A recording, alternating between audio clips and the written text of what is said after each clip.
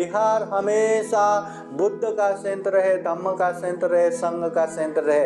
ये कभी भी किसी का भी घर नहीं है। घर जैसा ये मैंने बनाया, मैं ही स्वागत है आप सभी का।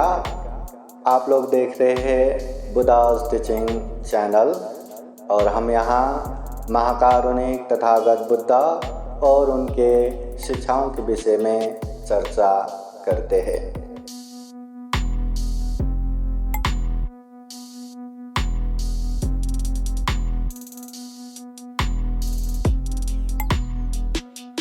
सब पाप सकरणं कुशल उपसंपदा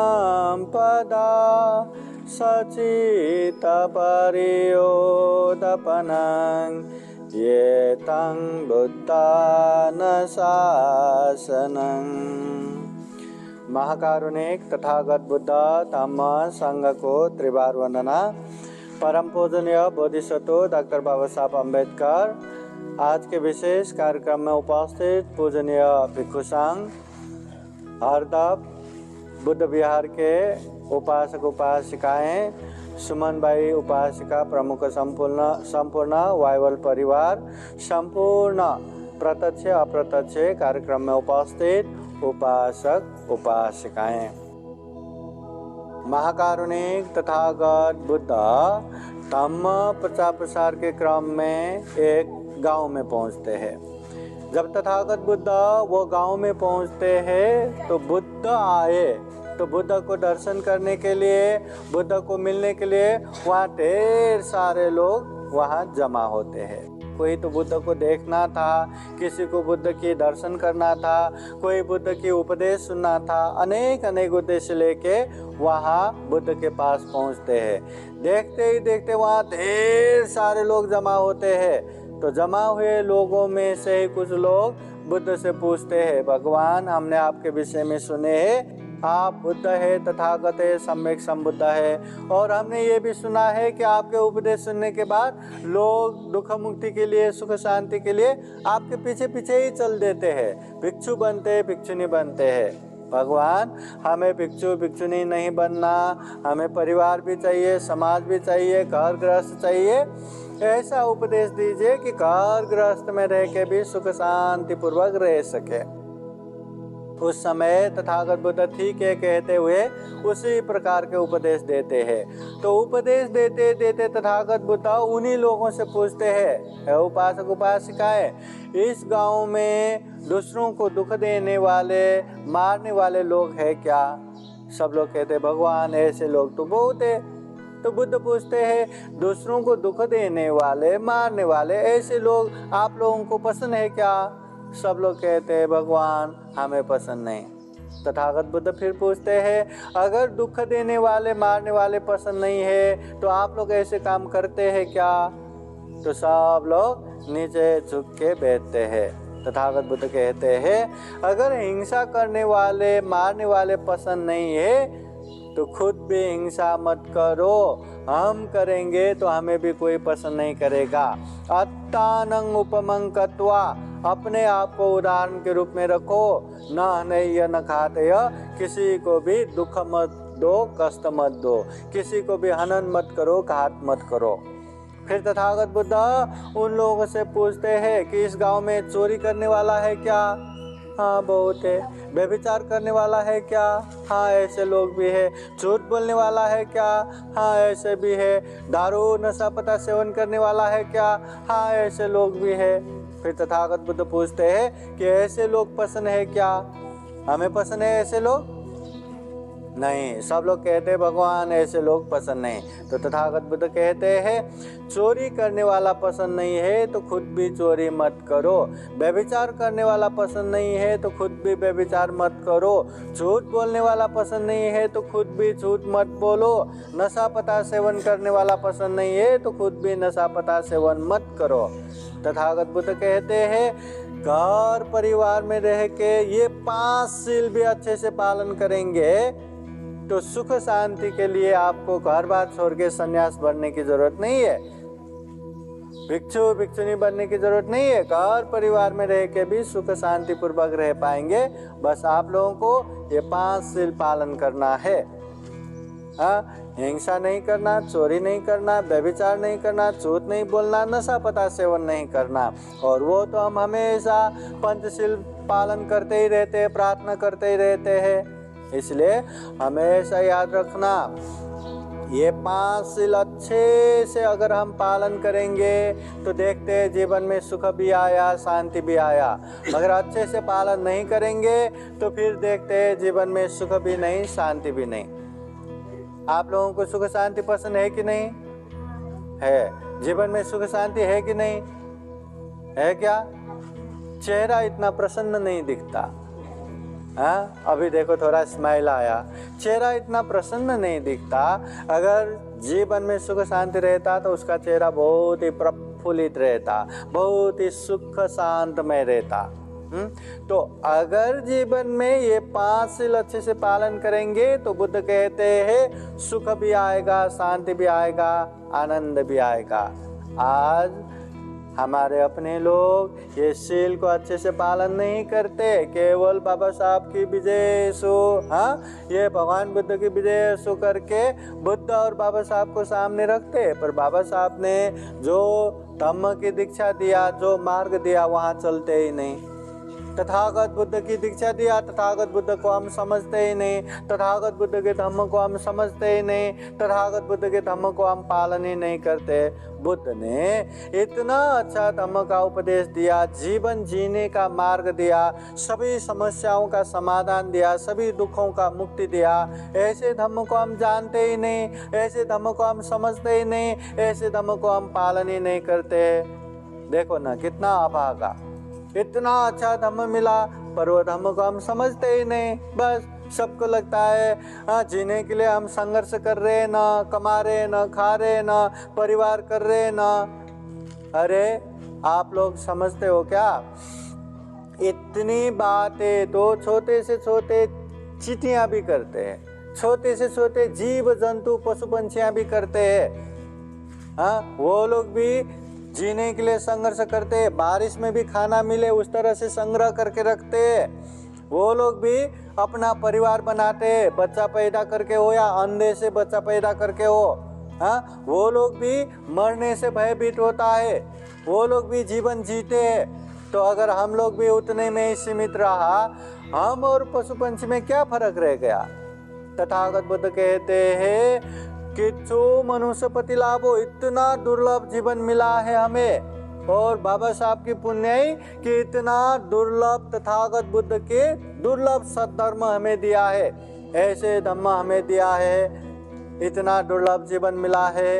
हम चाहे तो वो धम्म को अच्छे से जान सकते, समझ सकते, हम चाहे तो वो धम्म के मार्ग में निरंतर आगे बढ़ सकते, हम चाहे तो वो धम्म में परिपूर्ण होके जीवन में सुख शांति प्राप्त कर सकते हैं, दुख मुक्त हो सकते हैं। मगर वो धम्म को हम जानेंगे नहीं, समझेंगे ही नहीं, वो धम्म को कभी पालन ही नहीं करेंगे, अभ्यास ही नहीं करेंगे, तो इतना दुर्लभ जीवन मिलने के बाद भी वही जानवर की तरह, वही पशु पंछी की तरह जीते रहो, अरे और एक दिन मरो, खत्म। इतना दुर्लभ जीवन मिला, इतना पुण्यवान जीवन मिला। इसलिए महाकारुणिक तथागत बुद्ध कहते हैं ये जीवन के एक एक क्षण को भी व्यर्थ मत गवाओ। अच्छे से अच्छे पुण्य कार्य करते हुए आगे बढ़ो। ये पुण्य कार्य करने के लिए आप लोगों को घर बार छोड़ के भिक्षु भिक्षुनी बनना चाहिए, ये जरूरी नहीं है। जहाँ जहाँ आप रहते हैं, जैसा जैसा आप रहते हैं, जो जो आप लोग काम करते हैं, चाहे घर के अंदर का हो, बाहर का हो, खुद का हो, दूसरों का हो, कोई भी काम करते हैं या पढ़ते हैं, पढ़ाते हैं, छोटे बड़े बूढ़े सभी लोगों के लिए ये धम्म जरूरी है। जहाँ जहाँ रहते हैं वहाँ वहाँ ये ध्यान में रखना है कि शरीर से पाप नहीं करना, वाणी से पाप नहीं बोलना, मन से पाप नहीं सोचना। कम से कम शरीर से जितना हो सके उतना अच्छा करना, वाणी से जितना हो उतना अच्छा बोलना, मन से जितना हो उतना अच्छा सोचना। अब ये शरीर ये मन, ये वाणी, ये तीन को शुद्ध करना है। वो शुद्ध तो हम घर बैठे बैठे भी कर सकते हैं, खेत में काम करते करते भी कर सकते हैं, घर में काम करते करते भी कर सकते हैं। बस ये याद रखना कि शरीर से मैं किसी को हानि न पहुंचाऊं, दुख न पहुंचाऊं, कष्ट न पहुंचाऊं, मेरी वजह से किसी को दुख कष्ट न पहुंचे। ये वाणी से मैं जो बोल रहा हूँ, ये बोली से किसी का हानि नुकसान ना हो, किसी को दुख कष्ट ना पहुँचे। मैं जो सोचता हूँ, मेरी सोच से किसी को तकलीफ ना हो, ये बार बार सोचते हुए हमें व्यवहार करना है। और ये तो हम कहीं भी रहो कर ही सकते हैं।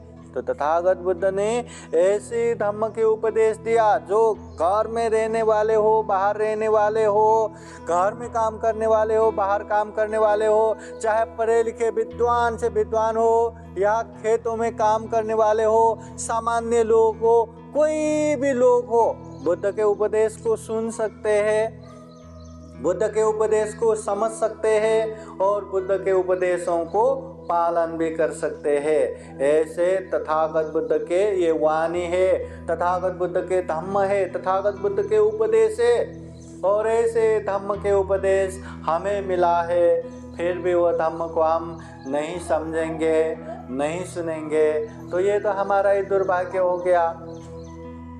हाँ, फिर भी ये अर्धप के उपासक उपासिकाएं भाग्यवान है कि अपने गांव के बीचों बीच में इतना बड़ा बुद्ध विहार बन रहा है। देखो इतना भव्य दिव्य बुद्ध विहार बन रहा है, ये बनने के बाद कितना अच्छा रहेगा। हाँ, कितने यहाँ कार्यक्रम होता रहेगा, कितना धम्म का माहौल बनता रहेगा, ये अच्छी बात है। मगर विहार बनाना कोई घर बनाने जैसा नहीं है कि विहार बनाया, वो मंदिर जैसा पूजा किया फिर लॉक किया वैसे ही छोड़ दिया।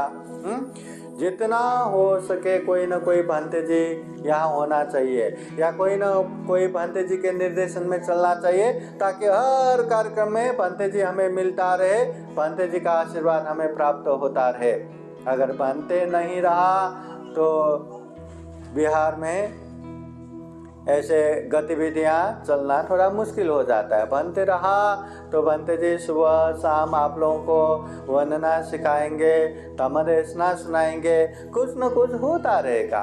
हाँ, और बिहार हमेशा बुद्ध का सेंटर रहे, धम्म का सेंटर रहे, संघ का सेंटर रहे। ये कभी भी किसी का भी घर नहीं है। घर जैसा ये मैंने बनाया मैं ही लॉक करता हूँ, मैंने बनाया मैं ही खोलता हूँ, मैंने बनाया मैं जिसको बोलूँगा वही आ पाएंगे, मैंने बनाया मैं जिसको बोलूँगा वो लोगों को यहाँ आना ही नहीं है, मना है। इस तरह से करेंगे तो बनाने वाले बहुत बड़े पाप के भागीदार बनेंगे। इसलिए बिहार बुद्ध का क्षेत्र है, धम्म का क्षेत्र है, संघ का क्षेत्र है। महाकारुणिक तथागत बुद्ध कहते हैं जीवन में हम जो पुण्य कार्य करते हैं, दान देते हैं, पुण्य करते हैं, ये कुशल कर्म है। मगर ऐसे कुशल कर्म भी है जो एक बार पुण्य किया तो बार बार उसका पुण्य मिलता रहता है, जिसे महाकुशल कहते हैं। जैसे हम भी कहीं बैंक में पैसा जमा करते हैं, सेविंग करते हैं, वो निकाल के खर्चा किया तो खत्म। मगर बैंक में हम फिक्स डिपॉजिट डालते हैं तो उसका इंटरेस्ट, उसका ब्याज हम जिंदगी भर भी खर्चा किया तो हमारा जो पैसा जितना है उतना ही वहाँ बचा रहेगा। वैसा ही ये सेविंग अकाउंट जैसा कुशल हो गया, फिक्स डिपॉजिट जैसा महाकुशल। एक बार पुण्य किया तो बार उसका पुण्य मिलता रहता है। हाँ, तो इसी तरह तथागत बुद्ध कहते हैं ये बिहार दान देना ये महाकुशल है। एक बार बिहार बन गया तो वहाँ हमेशा पुण्य कार्य होता रहता है, दान देने वाले को पुण्य मिलता रहता है, बिहार बनाने वाले को पुण्य मिलता रहता है। बिहार के लिए जमीन दान देना ये भी महाकुशल है।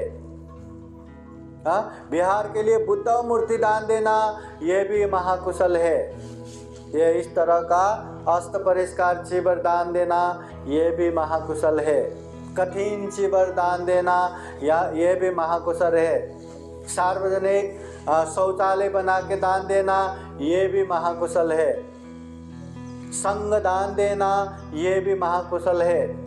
धम्म दान देना ये भी महाकुशल है, धम्म की बातें सिखाना ये भी महाकुशल है। इस तरह से बहुत सारे महाकुशल में ये बिहार बना रहे ये भी महाकुशल है। इतने महाकुशल में आप लोग सहभागी हो रहे, बहुत बड़ा पुण्य है। इसलिए उपासक उपासिकाएं जितना हो सके हमें बाबा साहब ने जो धम्म की दीक्षा दिया वो धम्म को हमें जानना है, समझना है और जितना हो सके उसको व्यवहार में भी पालन करना है, तभी हमारे जीवन में सुख हो पाएगा, शांति हो पाएगा। अन्यथा सुख शांति संभव नहीं है। तो इसलिए हम यही कामना करते हैं कि हम भी जीवन में खूब खूब पुण्य कर सके, धम्म कर सके। जीवन में ढेर सारा पुण्य धम्म करते करते ये दुर्लभ, ये अमूल्य, ये सर्वश्रेष्ठ जीवन को सफल बना सके, सार्थक बना सके।